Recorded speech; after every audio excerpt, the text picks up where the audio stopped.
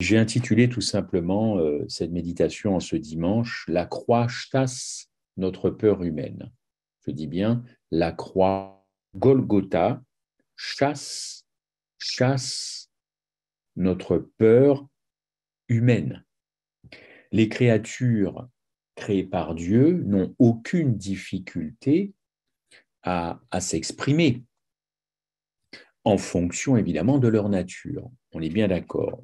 On s'émerveille de la force du lion, on s'émerveille de la grâce de la gazelle, on s'émerveille du vol de l'aigle. Un aigle, c'est très majestueux, évidemment, mais nous ne les louons pas pour leurs faits respectifs, parce qu'au fond, ils font juste ce pourquoi ils ont été créés. On est bien d'accord, l'aigle n'a pas à se battre entre les désirs contradictoires de rester sur le sol en tant que créature terrestre et l'envie de prendre son envol en tant qu'oiseau. Il n'y a pas de bataille, il n'y a pas une contradiction dans cet animal. Il est satisfait d'être ce pourquoi eh bien, il a été créé. Et nous, les humains, nous trouvons relativement facile de faire ce pourquoi nous avons été formés. Mais il nous est difficile de faire ce pourquoi nous pensons ne pas avoir été dotés. Je m'explique. On se demande souvent s'il n'a pas été facile pour Jésus de porter sa croix.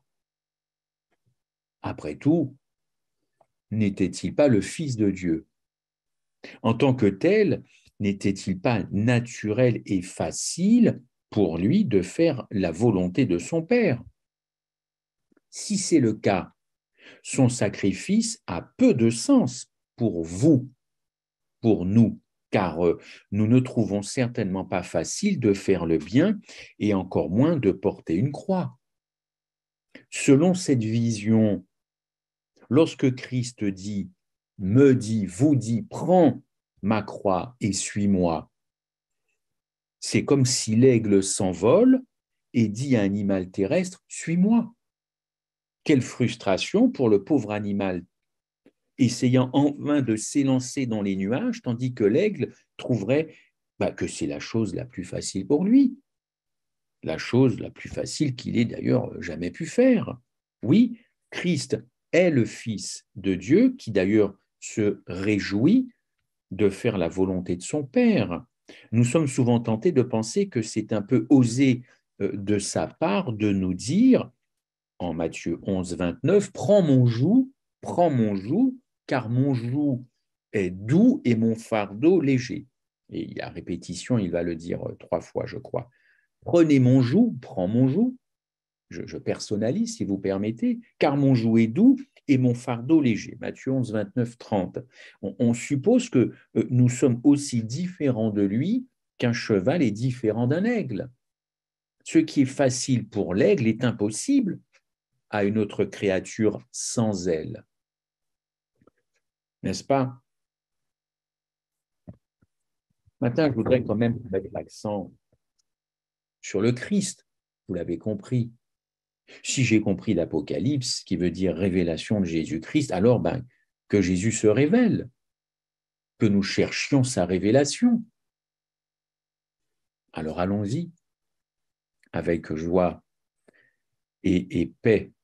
Christ a-t-il eu une lutte interne? A-t-il expérimenté des luttes internes? S'il lui a été facile de porter sa croix et de suivre la volonté de son Père, eh bien, ce doit être, j'en conclus, parce qu'il n'avait qu'une seule volonté, c'est-à-dire celle de son Père. Pour l'instant, j'essaie d'être cohérent.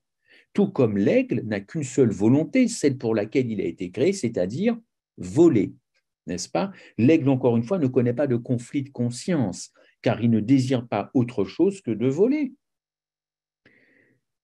Une certaine prophétie, d'ailleurs parlant prophétiquement de Christ, le psaume enregistre les propres paroles. Dans psaume 40, verset 7, il est écrit « Alors je dis, voici je viens avec le rouleau du livre, écrit pour moi, je veux faire ta volonté, mon Dieu, et ta loi est au fond de mon cœur. On connaît bien ce texte.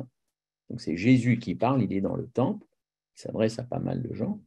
Je veux faire ta volonté, voilà, je viens avec le rouleau, je veux faire ta volonté. N'est-ce pas? Donc la question de la volonté de Jésus, gardez ça à l'esprit, hein, parce qu'il y aura beaucoup de séduction à la fin des temps. Il y en a qui pensent que nous ne serons attaqués que sur le sabbat.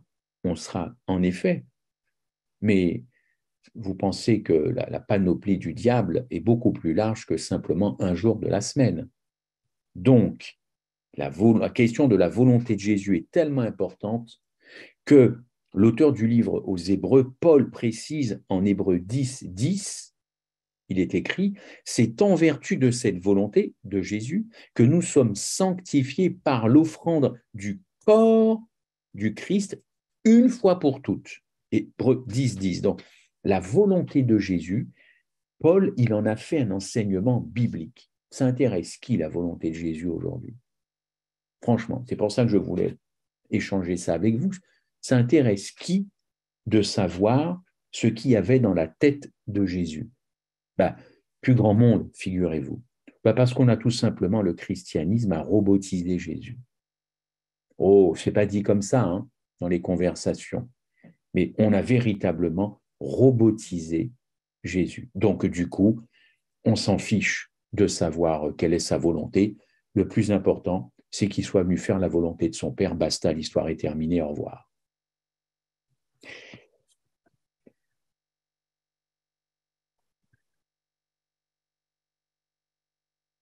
Si c'est ça, chers amis, il n'y a aucun plaisir à s'intéresser au Christ.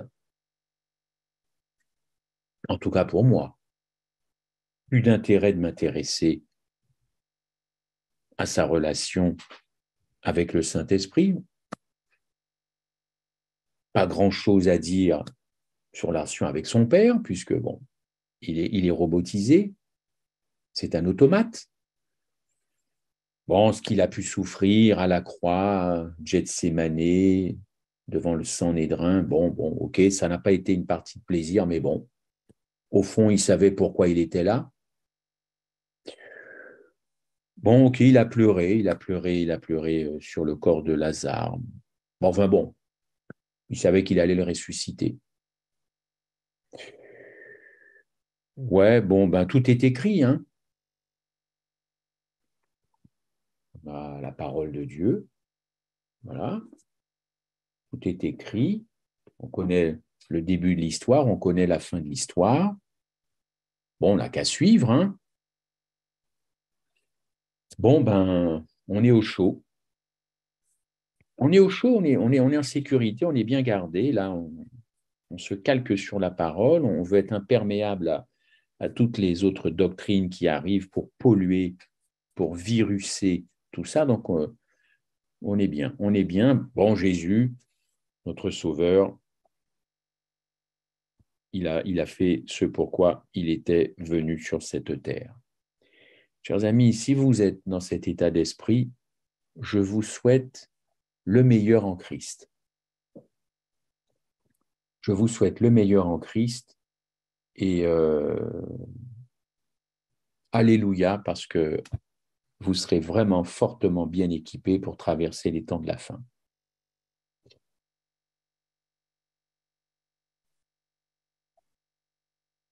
Je vous rappelle le titre, hein, La croix chasse notre peur. Alors, l'Écriture dit que Dieu a condamné le péché dans la chair en envoyant à cause du péché son propre Fils dans une chair semblable à celle du péché, et ce afin que la justice de la loi fût accomplie, Romains 8, vous le savez, verset 3, n'est-ce pas? D'après le texte, il est évident que l'aigle, vous savez, le petit aigle que j'ai pris au départ, eh bien, il est évident que l'aigle est devenu ce que je suis, une créature terrestre. Il a abandonné ses ailes. Hypothèse, il abandonne ses ailes. Si le Christ est venu dans une chair semblable à celle du péché, c'est-à-dire votre chair à vous, ma chair à moi, chair pécheresse, chair déchue depuis l'Éden, on est d'accord, hein, il a dû faire face à autant de conflits dans cette chair que ceux qui affligent ma propre chair. Soyons logiques. Et faire la volonté de son Père, du coup, n'a pas dû être plus facile pour lui que pour moi. Ben oui, s'il vient dans la même chair que moi, il éprouve les mêmes problèmes que moi, les mêmes soucis, ça n'a pas dû être plus facile pour lui que pour vous et moi aujourd'hui, n'est-ce pas? C'est dans ma chair, c'est dans cette chair qu'il condamne le péché. C'est pas dans une autre chair étrangère au péché qu'il condamne le péché. C'est dans cette chair polluée depuis 6 000 ans, 4 000 ans, n'est-ce pas? Aucun aigle ne peut condamner une vache qui est dans une prairie. Un aigle ne peut pas condamner une vache à ne pas voler, n'est-ce pas? Qu'est-ce que lui répondrait la vache? Si la vache parlait, le ruminant lui dirait, mais dis donc, qu'est-ce que tu connais de ma condition? Moi, je suis un animal terrestre. Jésus reconnaissait ouvertement qu'il y avait un conflit dans son âme autant que dans la mienne, autant que dans la vôtre. Certes, il était infiniment différent de moi, mais en ce sens qu'il n'a jamais cédé au désir égoïste. Lui, comme moi, je cède au désir égoïste. Mais en tant que fils de l'homme, il connaissait le problème des deux volontés. Et ce n'est pas sans lutte qu'il s'est soumis à la volonté de son Père, en reniant sa propre volonté.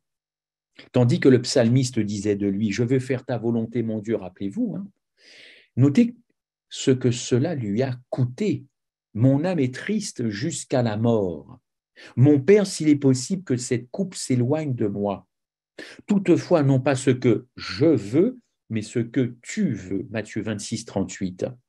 Dites-moi, vous n'y voyez pas ici dans ce texte et dans ces paroles un conflit? Il est où notre Jésus-Christ superstar, robotisé depuis le début jusqu'à la fin, on connaît l'histoire.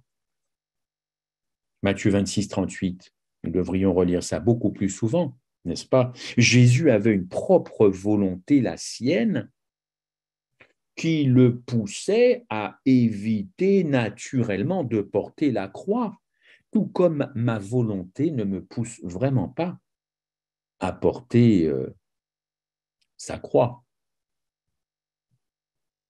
Il a déclaré lui-même, encore une fois, s'il est possible que cette coupe s'éloigne, non pas ce que je veux, qu'est-ce que vous faites de cette phrase? Non pas ce que je veux, pas comme je veux. Ce qu'il a finalement fait est aussi clair que le langage peut l'exprimer. Il a nié sa propre volonté, il s'est nié lui-même. En outre, il est également clair qu'il lui était impossible de suivre la volonté de son Père, à moins qu'il n'ait encore une fois d'abord renié la sienne, puisque les deux volontés étaient en conflit direct. Chers amis, en ce dimanche matin, retenez bien ça. Le conflit entre ces deux volontés, elles ont formé une croix. Et ça, pour moi, c'est une pensée solennelle. À tous les robotiseurs qui font de Jésus, peut-être essayer de le mimer, je viens, je m'incarne, je meurs, je ressuscite, je monte au ciel, je suis glorifié, je m'installe sur le trône.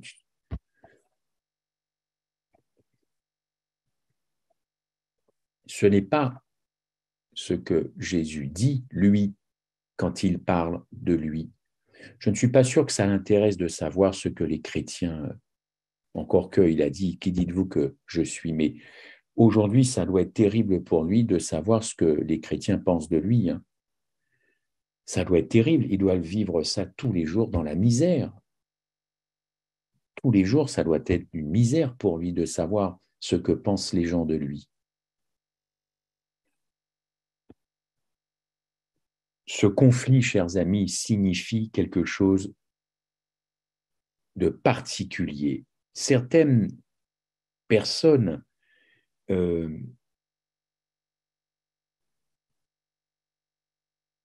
trouvent que ce conflit, au fond, est facile.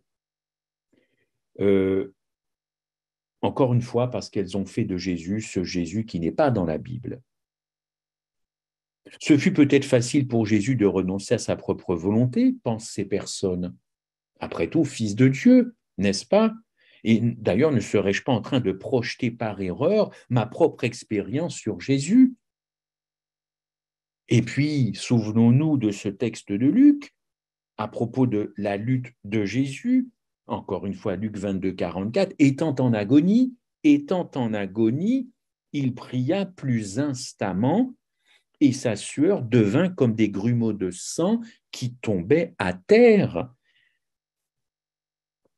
Dites-moi, est-ce que c'est un conflit facile pour que votre sang en arrive à devenir des grumeaux? Avons-nous déjà, vous et moi, pleuré? Avons-nous, vous et moi, déjà été presque en agonie pour que notre sang se transforme en grumeaux de sang? Ce n'est pas seulement là que nous trouvons un récit de son conflit intérieur. Toute sa vie a été marquée par la lutte, et nous sommes en train de dénaturer, au fond, la personne de Christ et ce qu'il a vécu. Je ne cherche pas ma volonté, mais la volonté de celui qui m'a envoyé. Vous connaissez ce texte, Jean 5, 30. Je ne cherche pas ma volonté, mais la volonté de celui qui m'a envoyé. Je suis descendu du ciel, non pour faire ma volonté, mais la volonté de celui qui m'a envoyé. Jean 6, 38. En d'autres termes, il est descendu du ciel pour mener quoi? Ton combat, mon combat, avec notre chair et notre nature, pour affronter le conflit que nous devons mener quand? Maintenant, jusqu'où? À la fin des temps. En faisant quoi? En se soumettant à la volonté de Dieu, là où on a plutôt envie de satisfaire d'une manière très égoïste et pécheresse ma volonté. Le Christ est venu, entre autres sur cette terre, mener un combat que je devrais mener, mais que je vis tous les jours. C'est ce conflit cosmique que je vis tous les jours, depuis mon réveil le matin jusqu'à mon coucher le soir. Si vous arrivez à traverser des journées sans conflit, alléluia pour vous. Mais ce combat, n'oublions pas, bien sûr que Golgotha est venu régler le problème du péché, mais le péché en général et le péché dans ma vie. Ben écoutez, ma vie, ça crée du conflit. Il est venu régler ça, et ça s'appelle Golgotha aussi. Aussi, affronter ce conflit que je vis tout le temps, tous les jours. Jusqu'à quand? Jusqu'à la fin. Vivant, si j'ai la chance de l'être, jusqu'à ma mort. Que dit le Christ? Suivez-moi, mais c'est un conseil plein de sagesse. Pourquoi? Pourquoi il nous dit suivez-moi? Pourquoi il nous dit suivez-moi? Tout simplement parce qu'il a condamné le péché dans ma chair. Il est tout à fait capable de me dire, maintenant que j'ai fait ce travail, suis-moi. Alors, cette condamnation du péché, c'est quoi la condamnation du péché? La transgression de la loi, c'est la version biblique, hein, la définition biblique, mais pas que. Le péché, c'est surtout la satisfaction très égoïste à ma volonté. Jésus n'a jamais pris un avantage, même un instant, pour lui-même, et son combat fut plus terrible que le nôtre. Et cela fait une profonde différence dans la vie humaine sur notre planète. Mais ça intéresse qui? Ce que Christ a vécu dans son cœur et dans son cerveau. Ça intéresse qui? Ça n'intéresse plus grand monde. Et même dans le reste, qui c'est que ça intéresse dans le reste? Le reste aujourd'hui, parce que le reste final, je peux vous assurer qu'ils seront très intéressés, à la fois par la personne du Christ, Fils de l'homme, et évidemment par l'Évangile. Il est l'Évangile. L'hypothèse que Christ était comme un robot ne pouvait pas être plus fausse. Et c'est un grand danger. C'est un danger mortel. que de croire ça. C'était un homme libre avec la pleine capacité de choisir lui-même le chemin qu'il allait suivre. En fait, il n'est pas possible de concevoir l'amour sans la liberté de choix. Or, si Jésus est amour, il l'a prouvé, Jésus était libre. Je le répète, vous ne pouvez pas concevoir l'amour sans liberté. C'est valable aussi pour Jésus. C'est valable surtout pour Jésus, n'est-ce pas? Qui donnerait de la valeur à quelqu'un privé de raison qui répète comme un robot « je t'aime, je t'aime, je t'aime ». Vous donneriez du crédit à cette personne qui parle comme un robot et qui vous dit « je t'aime, je t'aime, je t'aime, je t'aime ». Non. Mais il y a un autre problème, chers amis. Christ n'était-il pas un véritable génie, entre guillemets, spirituel? Son amour était sans précédent pour la race humaine et le renoncement à lui-même tout au long de sa vie et sur la croix, c'est quelque chose de surprenant. Ah, c'est pas surprenant si vous en faites un robot. Ah ben ça c'est sûr, il n'y a plus rien qui va vous émouvoir de la parole. Il n'y a plus rien si c'est un robot, c'est juste de la lecture, une histoire, mon histoire.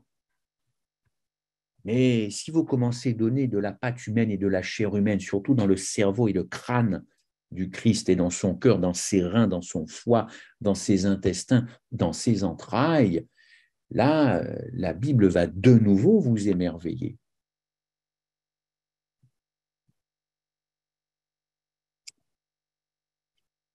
Bon, j'ai jamais été bon en mathématiques, hein, je n'ai jamais caché que j'avais de grosses difficultés en mathématiques. Ma mère m'a donné des cours particuliers qui n'ont servi à rien du tout. Mes notes ont été catastrophiques au baccalauréat. Bon, voilà, je crois être né fâché, peut-être, Dieu me le dira, avec les chiffres. C'est vraiment pas mon affaire, les chiffres. Mais les plus grands mathématiciens du monde ne m'ont jamais promis que j'y arriverais. Ils ne m'ont jamais promis avec assurance que je peux devenir aussi bon qu'eux en mathématiques. En revanche, le Christ m'a fait cette promesse que je peux devenir, et vous aussi, parfait. C'est Paul qui le dit à travers le Christ, parfait en stature en stature de Christ, évidemment, évidemment. Christ m'a promis que je pourrais recevoir dans mon cœur le même amour qu'il possède. N'est-ce pas? Il est capable de m'enseigner, encore une fois, son génie, entre guillemets, vous l'avez compris, pour que je puisse devenir non pas un grand mathématicien, peut-être comme Einstein, mais capable de devenir une créature infiniment plus merveilleuse. Pour ma famille, mon entourage, pour vous, pour mon Église, et encore plus fort, de devenir un représentant de Christ, capable de servir dans un ministère d'amour. Ça, c'est une promesse qu'il m'a faite, qu'il vous a faite. Non pas que Christ m'ait promis que je pourrais vraiment, vraiment le reproduire à 1000%, encore que. Pourtant, la perception du monde ira dans cette direction quand il verra en vous, quoi? Eh bien, le reflet de Christ, le reflet du caractère de Christ. Et là, je peux m'approcher de lui dans un service, quand j'ai compris ça, un service désintéressé, désintéressé. C'est ainsi que le monde voyait les disciples à Antioche, lorsqu'il les appela pour la première fois chrétiens, n'est-ce pas? C'est-à-dire Christ, proche de lui. Alors, cette connexion, ce pont entre Christ et l'homme, n'est-ce pas? Eh bien, vous avez beaucoup de versets, et notamment Philippiens 2, 5, 8, moi je l'appelle le pont, c'est-à-dire les 7 étapes, ou le pont, n'est-ce pas? Philippiens 2, 5, 8. Jésus-Christ n'a pas regardé comme une proie à arracher d'être égal avec Dieu. Si on vous dit, mais Définis-moi le caractère du Christ. Philippiens 2,5. Et vous avez fait le travail. Philippiens 2,5. Verset 2, il s'est dépouillé lui-même. Il a pris une forme de serviteur. Je vous rappelle que serviteur en grec, c'est doulos. Et doulos, ça veut dire esclave. Un esclave, c'est plus qu'un serviteur. D'ailleurs, dans cette révélation de Jésus-Christ à la fin des temps, écoutez, mais cherchons d'abord sa révélation à lui. Il veut se révéler davantage dans sa nature et sa personne que dans les événements de la fin. N'est-ce pas? Matthieu 20, 27, quiconque veut être le premier, qu'il soit votre esclave. Matthieu 20, 27, Matthieu 20, 28, le Fils de l'homme est venu non pour être servi, mais pour servir comme un esclave. Matthieu 23, 11, Dieu est esclave. Mais qui peut concevoir que Dieu est un esclave, l'esclave de l'homme? D'où ça vient ça? Mais c'est dans la Bible. Quelle idée vous vous faites de Jésus-Christ? Vous pensez que vous êtes au-dessus de Jésus, mais Jésus se plaît à penser qu'il est en dessous de vous. C'était toute sa vie ça sur terre. Quelle merveilleuse vérité. Jésus mon esclave? Non, n'exagérons pas quand même. Mais oui, c'est lui qui nous le dit.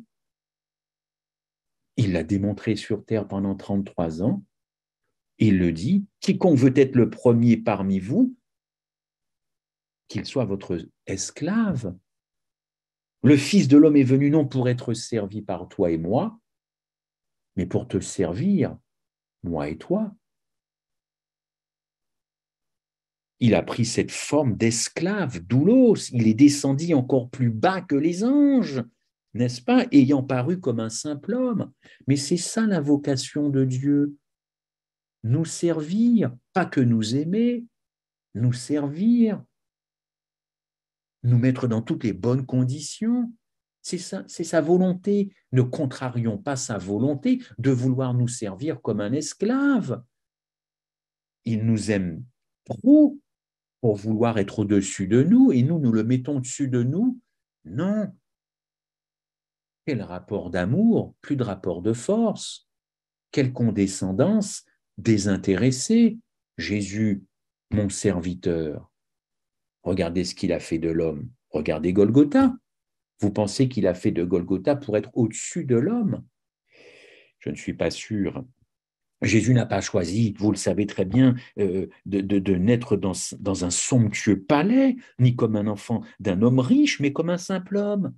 Et combien de fois nous disons dans nos conversations, dans nos cultes, qu'il s'est humilié lui-même. Et chers amis, qu'est-ce que vous mettez derrière l'humiliation? Que mettez-vous derrière l'humiliation? Eh bien, la notion de doulos, d'esclave. Il s'est bien dépouillé, il s'est mis à nu. Alors qu'avons-nous fait de Jésus-Christ en cette fin des temps? Qu'est-ce que nous en faisons aujourd'hui?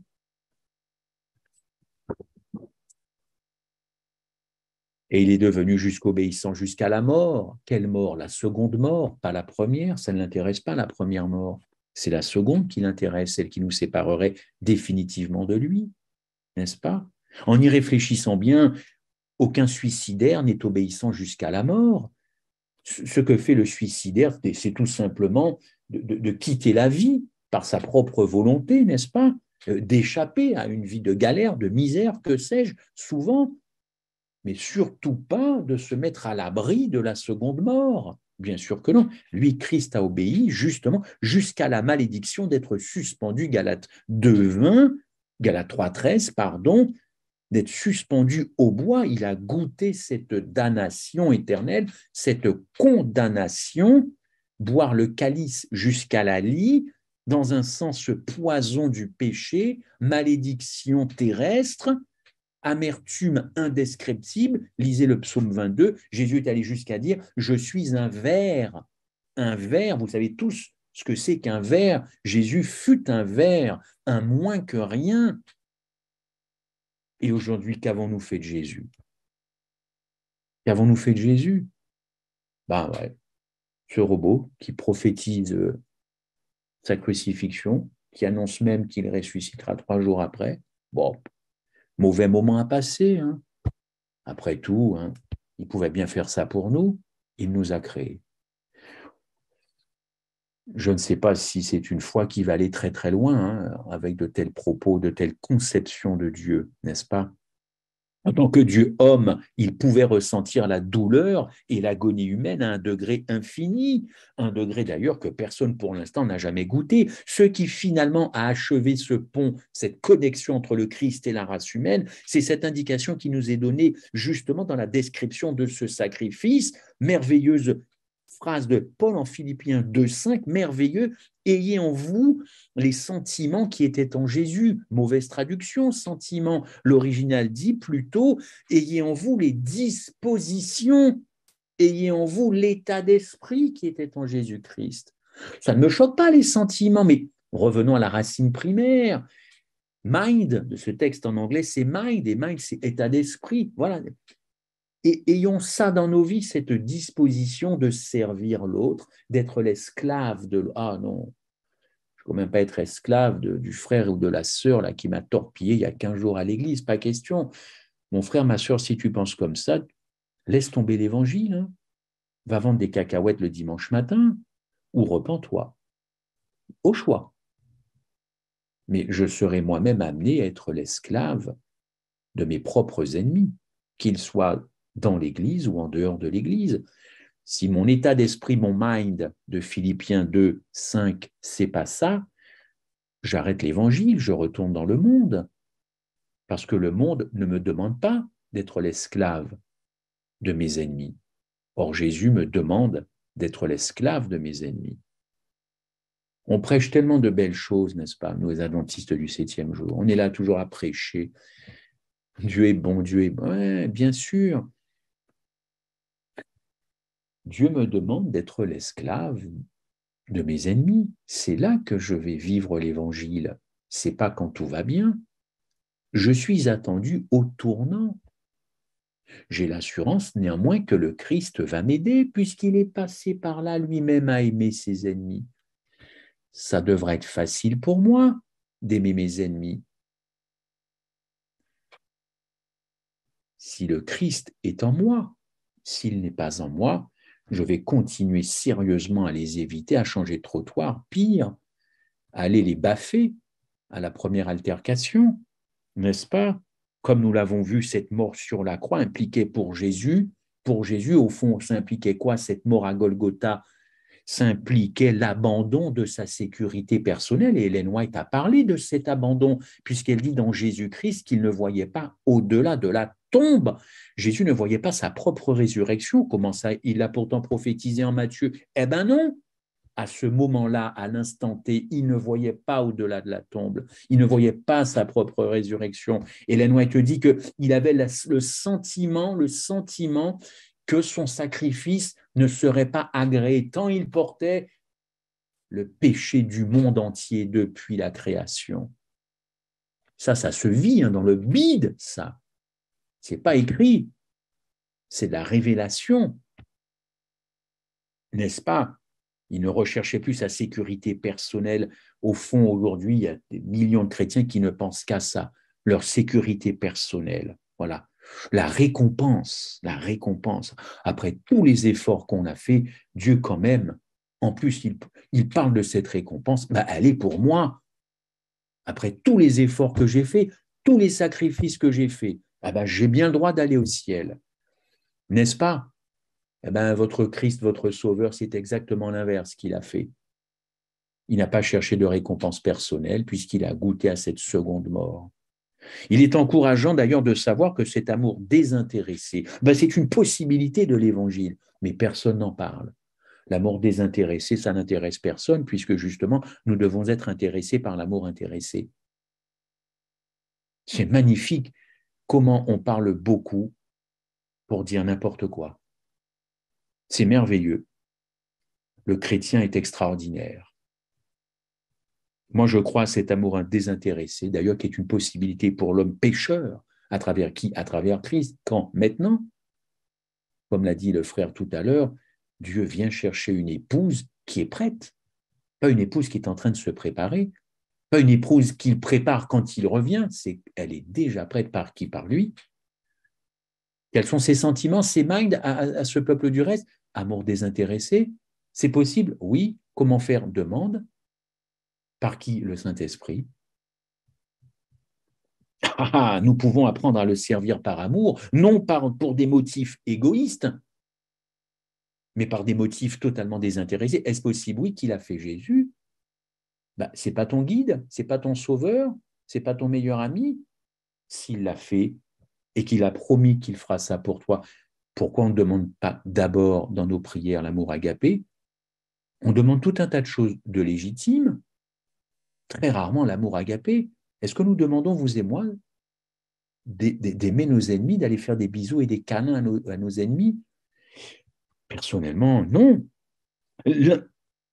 Avons-nous des exemples d'amour désintéressé dans la Bible? Oui, on ne prêche jamais sur eux, ou quand on prêche sur eux, c'est pour parler d'autre chose. Moïse, Israël avait commis un grand péché, je crois, n'est-ce pas, hein, en faisant et en adorant un veau d'or, si ma mémoire est bonne. Le Seigneur proposa à Moïse de s'écarter. Qu'est-ce que dit Dieu? Laisse-moi les détruire et effacer leur nom de dessous les cieux, et je ferai de qui? De toi, Moïse, une nation plus puissante. J'efface tout, je repars tout avec toi, plus puissamment et encore plus nombreux que ce peuple. C'est Dieu qui parle, les amis. Deutéronome 9, 14.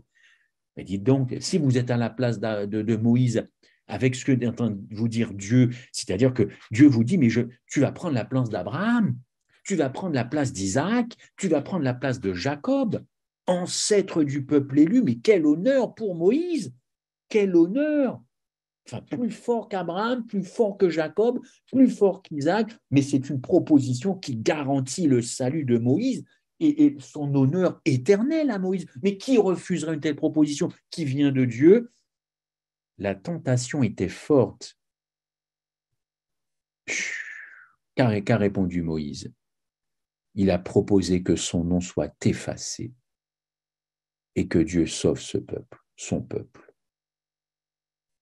Pardonne maintenant leurs péchés, sinon efface-moi de ton livre que tu as écrit. Exode 32, 32. Vous voulez un exemple d'un amour désintéressé? Parce que je sais que dans les églises, on prêche tout un tas de trucs, mais on prêche jamais là-dessus. Exode 32, 32. Efface-moi de ton livre. Ça vous dirait de votre journée constamment de demander à Dieu dans vos prières, dans les miennes, jusqu'à ce soir, jusqu'à demain, efface-moi de ton livre et sauve mon voisin musulman qui tape sa femme et qui fait tout un bruit toute la journée. Efface-moi de ton livre et sauve ceux qui font des rodéos. Je pèse mes mots, hein, et je suis mal à l'aise, parce que c'est ça l'évangile. Et ce n'est pas du tout ce qu'on entend. Efface-moi de ton livre et sauve le mécréant, le drogué, le dealer en bas de chez moi. Sauve-le à ma place. Vous voulez avoir une idée de l'évangile? Moïse. Et on se perd dans tout un tas de conjectures, des batailles de doctrine, des ci, des ça, et ça y va, et je suis plus fort que toi, j'ai mieux compris. Tu veux avoir une idée de l'évangile? Alors je te propose un autre nom, Paul, n'est-ce pas? Paul a déclaré en Romains 9, 3, car je voudrais moi-même être anathème. Et quoi d'autre, Paul? Eh bien, séparé de Jésus-Christ. Ah bon, Paul, tout ce que tu as fait, toutes les galères, tous tes voyages, oui, je le dis, je veux être séparé de Christ pour mes frères, mes parents, selon la chair, qui sont les Israélites, à qui appartiennent l'adoption et la gloire et les alliances et la loi et le culte et les promesses et patati et patata. Romains 9, 3. Être séparé du Christ, mais sauve mon peuple, les Juifs. Tant que notre motivation principale de suivre Jésus-Christ, c'est le propre désir de ma sécurité personnelle, la récompense à mes sacrifices sur cette terre, ça, il n'y a absolument pas le Saint-Esprit dans ce raisonnement et dans ce cœur de chrétien. Le Saint-Esprit n'est pas là. Il est parti très loin d'un cœur pareil. Et la conséquence de ça, c'est que nous serons incapables de porter la croix de Christ. Parce que la croix de Christ, c'est justement ça. Non pas ma volonté, mais la tienne. Pourquoi m'as-tu abandonné, n'est-ce pas? Christ n'était ni un opportuniste, non pas du tout. Moïse, Paul, non plus, évidemment. Le dernier bastion, justement, qui résiste à la reddition de ce cœur et à ce désir tout le temps de récompense personnelle, sauver sa peau pour aller au paradis. Le paradis, le paradis. Il n'y a plus que ça qui intéresse maintenant les gens, n'est-ce pas? Il n'y a plus que ça. Eh bien, ce dernier bastion, ça s'appelle le vieil homme. C'est le vieil homme qui pense comme ça, le vieil homme, le rempart naturel de l'homme. Je veux ma récompense, je veux ma part du gâteau. Il n'est pas question que l'autre aille au ciel à ma place. Le Christ est aussi mort pour lui, n'est-ce pas? Eh bien, c'est la peur. Les adventistes ou les chrétiens qui pensent comme ça, ils sont dans la peur. Ils sont terrorisés à l'idée d'être perdus, terrorisés à l'idée de manquer la récompense. Ils reçoivent le Christ ou ils acceptent le Christ parce qu'ils ont peur encore une fois d'être perdus. Le ciel, c'est que le paradis pour eux. Il n'y a que ça. Il n'y a que ça, n'est-ce pas? Cette sécurité, ce gain que l'on veut absolument. Dans le premier péché de l'homme, vous le savez, il y avait un désir d'égalité avec Dieu. Être comme Dieu, c'est ce que nous étudions d'ailleurs en ce moment, comme Dieu, posséder l'immortalité en soi, l'immortalité. Nos premiers parents ont connu la peur pour la première fois après avoir cédé à quoi? À une tentation, la peur. Eh bien, cette même peur accompagne également le dernier péché de l'homme et la croix est le seul remède pour éradiquer et implanter l'amour agapé à sa place. Mais ce que nous appelons l'amour entre nous n'est pas l'amour. C'est pas l'amour si ça c'est basé sur la peur. L'intérêt personnel n'est jamais à la base d'un amour authentique, n'est-ce pas? La recherche de sa propre sécurité est l'opposé de l'amour biblique, l'amour de Dieu. Cela ressort clairement dans ce que Jean a écrit. La crainte n'est pas dans l'amour, mais l'amour parfait bannit la crainte, car la crainte suppose un châtiment et celui qui craint n'est pas parfait dans l'amour. Combien de chrétiens sincères, honnêtes, ont peur des jugements de Dieu? Je ne suis pas en train de dire que les jugements de Dieu, ce n'est pas sérieux, c'est très sérieux, car nous avons un Dieu très sérieux et aimant, mais combien ont peur du coup de bâton? Combien ont peur, combien vivent de chrétiens, d'adventistes, leur foi dans la peur? 1 Jean 4, 18. Et pourtant, Jean est formel. Il n'y a pas d'amour libre, librement consenti, avec joie. Il n'y a pas d'amour si vous vivez sous un régime de terreur, de peur. Et la peur vient d'où? Eh bien, c'est ce sentiment qu'il faut faire des choses. Il faut. Je vais me rassurer en faisant des choses pour être dans les bons petits papiers de mon Seigneur Jésus-Christ. Jean se penche sur le problème fondamental de l'angoisse. Oui, de l'angoisse, pardon, dont souffrent beaucoup les humains. Nous sommes nés avec cette angoisse, n'est-ce pas? La punition qu'elle entraîne s'exprime de bien des façons, y compris les affections physiques qui ont pour origine l'anxiété. La médecine reconnaît les migraines, les colères, les ulcères, l'asthme, tout ça. De nombreuses maladies trouveraient leur origine dans quoi? L'angoisse, l'anxiété. Ne vivons-nous pas dans une société anxiogène, n'est-ce pas? Jean s'est penché là-dessus. Lorsque le Christ, le soleil de justice, surgit dans le cœur, il apporte quoi? On n'en parle plus de ça non plus, la guérison. La guérison sous ses ailes. Oh là là, la connaissance augmente, hein. Je rencontre plein de gens qui ont plein de connaissances dans la tête sur la fin des temps. Ouh, c'est chaud dans le cerveau, mais il n'y a plus de guérison. L'évangile ne guérit plus. L'évangile n'apporte que des connaissances. Certes, la connaissance augmentera, mais je constate que les guérisons diminuent. Soleil de justice, j'apporte la guérison sous tes ailes, Malachie 4.2. La peur et l'anxiété, dans un cœur comme ça, c'est expulser. Expulser la santé rétablie. Oui, l'amour chasse la peur. L'amour agapé chasse la peur par la crucifixion du vieil homme, par la crucifixion de l'ego. L'anxiété est la peur dont l'égoïsme se nourrit. Alors que la peur est quelque chose d'évident, quelque chose que nous voyons clairement, quelque chose comme le train qui arrive sur les voies à pleine vitesse, l'anxiété est une catégorie de peur qui se cache sous la surface, une peur subtile que nous ne pouvons pas facilement ressentir, qu'il nous est difficile parfois d'identifier, car la véritable identité de l'angoisse, c'est le vieil homme. Et pourtant, Paul nous dit qu'il faut crucifier le vieil homme. Il ne faut même pas lui laisser un demi-gramme de peau à ce vieil homme. Comment l'amour chasse-t-il la peur? Et ce sera ma conclusion. Pardon de vous prendre votre temps. Comment l'amour chasse la peur? Regarde la croix. Regarde la croix. Nous avons vu que ce pont en Éphésiens 2, qui enjambe le dernier gouffre entre nous et la communion totale avec le Christ, c'est l'abandon de ma volonté, exactement de la même manière que le Christ a abandonné sa volonté. Bien sûr qu'il était en conflit dans sa tête, mais ça nous arrange énormément. C'est très accommodant de penser que Jésus n'avait qu'une seule volonté, celle de son Père. C'est très réconfortant. On a l'impression qu'on est dans les clous. Non, ce sont deux volontés qui se sont affrontées pendant 33 ans et demi, ou en tout cas quand il a eu conscience de sa mission. Mais il a renié sa propre volonté au profit de la volonté de son Père, par amour pour la race humaine. C'est en vertu de cette volonté que nous sommes sanctifiés, je vous ai donné le verset tout à l'heure, par l'offrande du corps de Jésus, une fois pour toutes. C'est pourquoi, chers amis, nous avons au moyen du sang de Jésus une libre entrée dans le sanctuaire par la route nouvelle et vivante qu'il a inaugurée pour nous. Hébreux 10, 10, 19, 20. Tout ça par l'intermédiaire de son Saint-Esprit. En soumettant sa volonté au Père, il a accompli cet amour. Quand nous lui soumettons notre volonté, cet amour est accompli aussi en nous.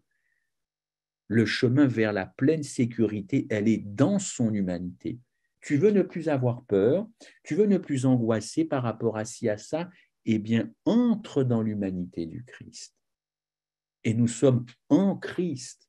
On l'a oublié ça, on ne le prêche plus. Nous sommes en Christ, en Christ, en Christ. Nous sommes déjà morts.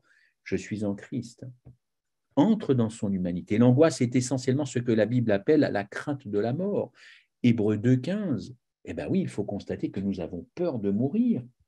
Nous avons peur de mourir. Nous avons peur de mourir. Moi, je réfléchis à la mort. Non pas que je veuille me la donner, je rassure Michael, Arthéa, Jabrin et tout. Hein. Non, mais je dois y penser. Je dois y penser. Et Hébreux 2,15 me dit, il y a la crainte de la mort chez beaucoup de gens, n'est-ce pas?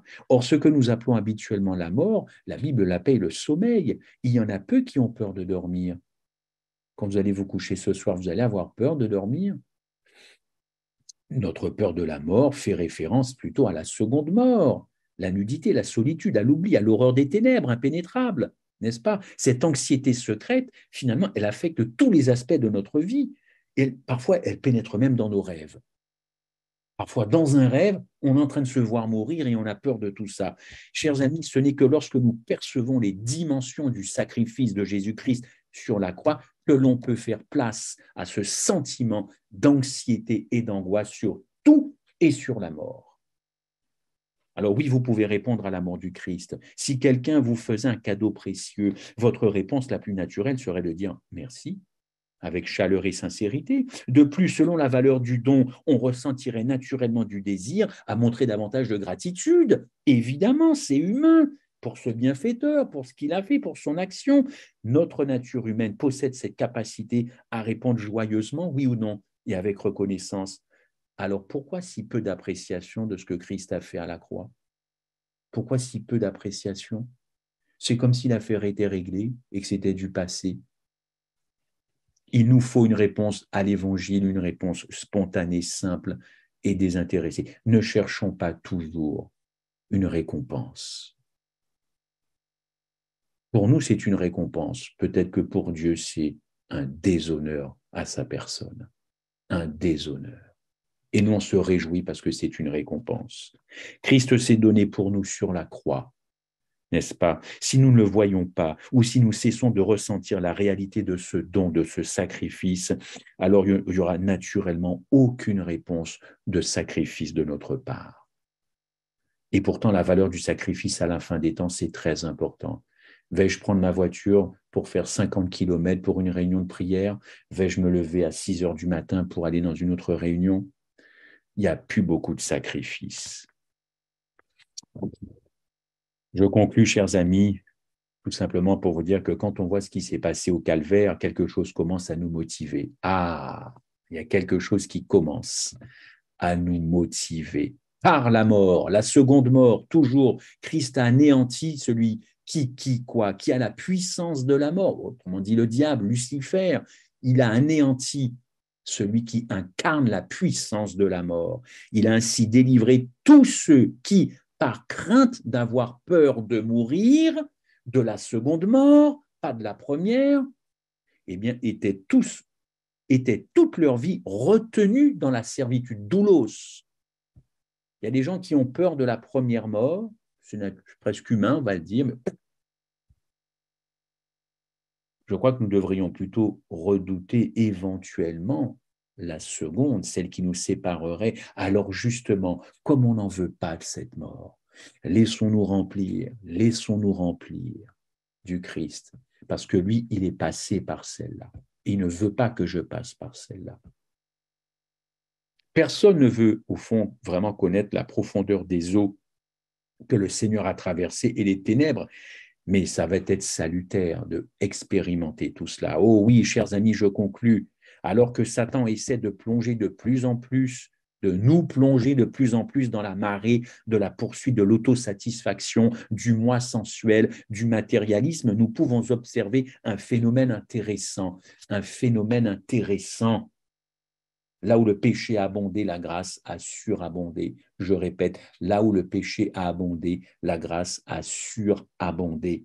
N'est-ce pas, Romains 5, 20? Si on s'accroche à la croix, Satan sera vaincu encore, encore et encore. De nombreuses personnes dans le monde réagira comme Paul a réagi avec ce très beau verset que j'aime beaucoup, 2 Corinthiens 5, 14, je vous le lis. Car l'amour de Christ nous presse, parce que nous estimons que si un seul est mort, pour tous, tous sont donc morts, et qu'il est mort pour tous, afin que ceux qui vivent ne vivent plus pour eux-mêmes, égoïsme, autocentrisme, mais pour celui qui est mort et ressuscité.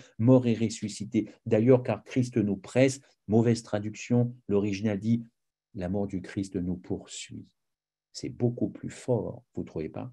La mort du Christ m'étreint dans certaines versions, me poursuit, m'étreint. Oui, chers amis, plus que jamais, plus que jamais, plus que jamais. Il faut croire qu'en Christ dit, mon joug est facile et mon fardeau léger, je l'ai dit tout à l'heure, Matthieu 11:30. La croix a rendu possible l'affirmation de cette phrase, mon joug est facile, mon fardeau léger, tout le contraire de ce que les gens pensent du christianisme et de Jésus, y compris les chrétiens. Il paraît que c'est compliqué d'être chrétien, compliqué, tellement de choses à faire. Mon joug est facile et mon fardeau léger. Enfin, si c'est Jésus qui le dit, c'est quand même pas n'importe qui. Vous ne croyez pas? Il faut de la puissance. Pourquoi faire? Eh bien, la parole de la croix est la puissance de Dieu, nous dit Paul. La parole de la croix est une puissance, c'est la puissance de Dieu. 1 Corinthiens 1, 18. Alors, de la puissance, pourquoi faire? Pour changer les choses. En finir avec l'égoïsme, l'égocentrisme. Et on comprend pourquoi Paul et Moïse, permettez-moi de le dire, surtout Paul quand il disait à un moment, loin de moi la pensée de me glorifier d'autre chose que de la croix de notre Seigneur Jésus-Christ. Où est la glorification de la croix dans nos communautés? Où est la glorification de la croix? N'est-ce pas, Galates 6, 14? Oui, Paul, on pourrait le dire, Paul, Moïse, nous aimerions bien avoir cette disposition du cœur que vous aviez à l'époque. Efface-moi, en parlant à Dieu, efface-moi. Oui, Paul, j'ai envie de dire à Paul, je ne fais pas du spiritisme, j'aurais envie de lui dire, oh oui, j'aimerais bien que nous soyons avec toi, comme toi, en tout cas, encore une fois, dans cette disposition. et s'agenouiller au pied du crucifié, du ressuscité pour confesser qu'il a encore beaucoup de travail par le Saint-Esprit. Mais il faut y croire. Ça arrivera. C'est une promesse de Dieu. Amen.